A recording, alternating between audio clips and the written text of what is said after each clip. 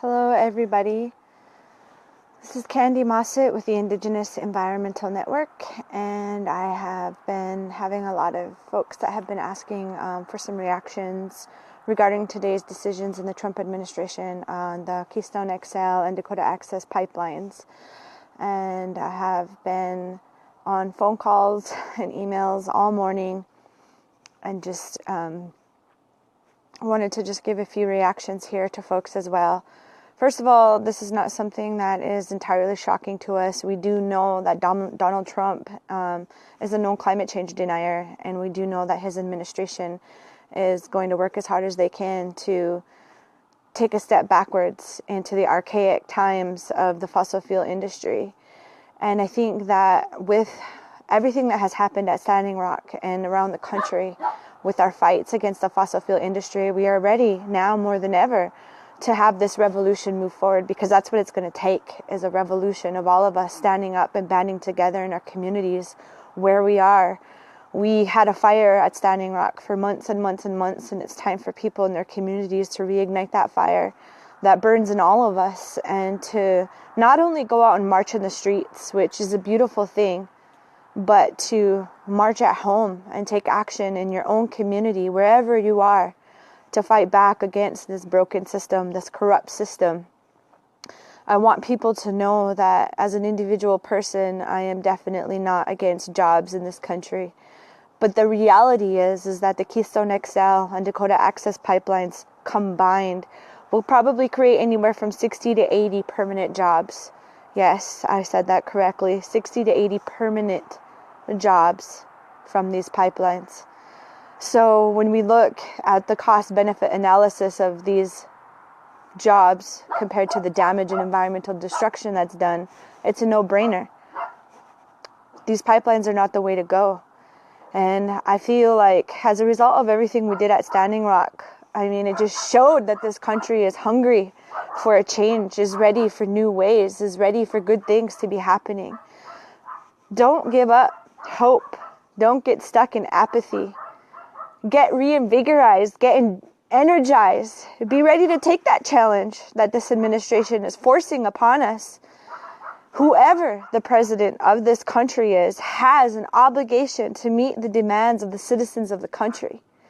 If we stand up and fight back the way we have been for the past months, 5, 6, 7, 8, 9 months, we literally saw millions of people to come together in women's marches across the country.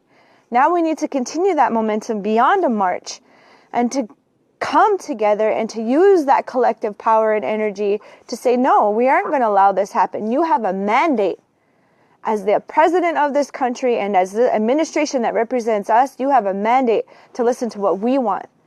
We want a clean energy future, a clean energy economy in the renewable energy sector.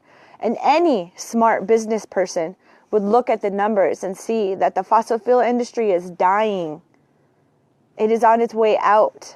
The renewable energy sector is coming up and needs to be supported. We understand what's at stake. It is the clean drinking water and clean air for all of us.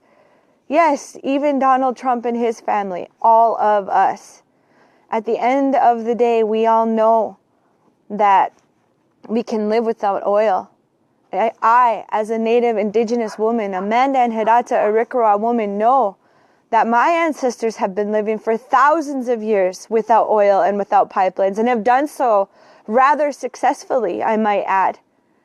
But you look at the last 200 years of the Industrial Revolution, and what happened? Climate chaos, a climate crisis. Donald Trump can ignore the warning signs all he wants. We're not stupid.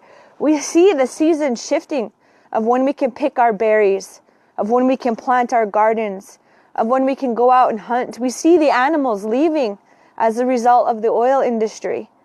We see the common sense, and we also have the scientific knowledge on our side. We know that human people are causing climate change and climate chaos. We know that we can be the ones to change it. So my message to everyone is, don't be afraid. Be ready to stand up. When your communities are under attack, what do? Stand up, fight back. I have a 3-year-old daughter, has no idea what's happening. She's just playing right now. I will not stand idly by while the Trump administration tries to force us back into something that is bad for all of us. Don't be afraid to show your emotions. Don't be afraid to fight back. We want what's good for all humanity and for the planet as a whole. We want clean drinking water for our babies. And for all those that can't speak for themselves, we will speak on their behalf. The four-legged, the winged, all of those that swim in the water. We will speak on their behalf. The revolution is now. If not us, who? If not now, when? We're prepared. And the Donald Trump administration should be prepared as well for mass civil disobedience, for mass nonviolent direct action, for people hitting the streets, for divestment from the fossil fuel industry. We're going to divest and we're going to reinvest. We have the power in our hands, and we're going to continue to defund DAPL. And now we're going to continue to defund Keystone XL. And we're going to take our money out of your possession.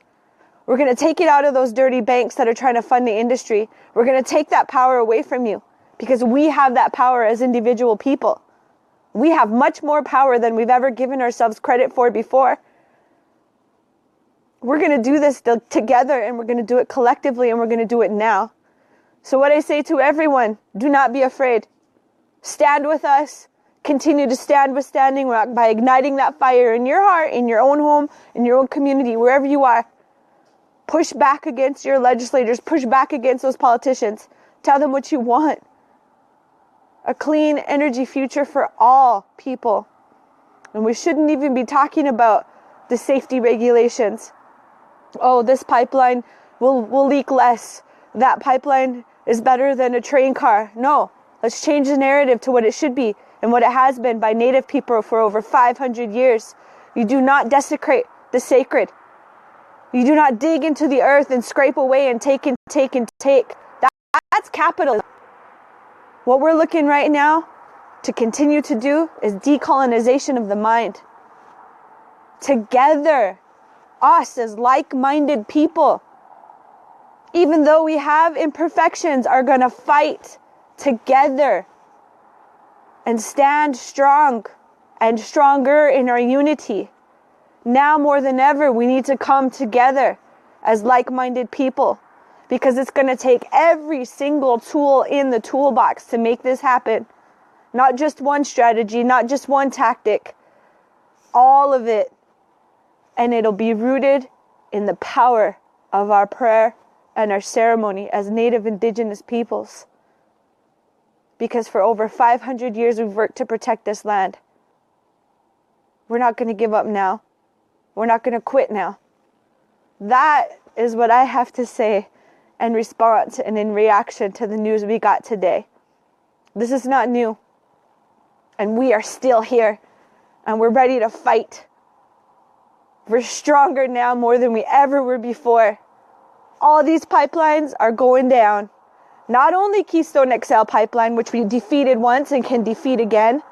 Not only the Dakota Access Pipeline, which we've been fighting and winning against, but the Trans-Pecos Pipeline in Texas, the Sable Pipeline in Florida, the Bayou Bridge Pipeline in Louisiana, the Enbridge pipelines in Canada. All of it, all of that is going down. It's on its way out. We're going to continue to stand and make sure that that happens. And we're going to take victories and we're going to celebrate them, and then we're going to move on to the next. And it's because we don't have a choice. It's because we all want and need the same thing. Mini Wachoni, water of life.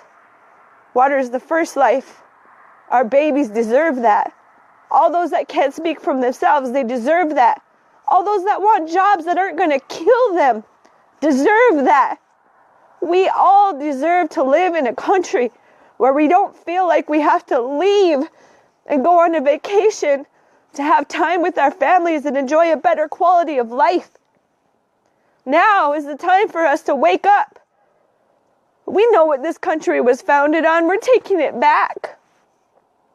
We're taking back the tradition and the spirit and the soul of what a true democracy looks like. And true democracy is to stand up and fight back when our freedoms are under attack. That is what we do as the people of our nations, the people of the country, the people of this planet. Our Mother Earth is crying to us. We can hear her. We can hear her screaming at us to help her, help us save ourselves. That's what we're doing. Otherwise, she's going to say, I warned you. And shake us off like an old batch of fleas on a dog. And humanity will be gone. And she'll continue to spin and heal. That's not what we want. We don't want to play this dangerous game that the Trump administration has just put in front of us. It's like they want us to play Russian roulette.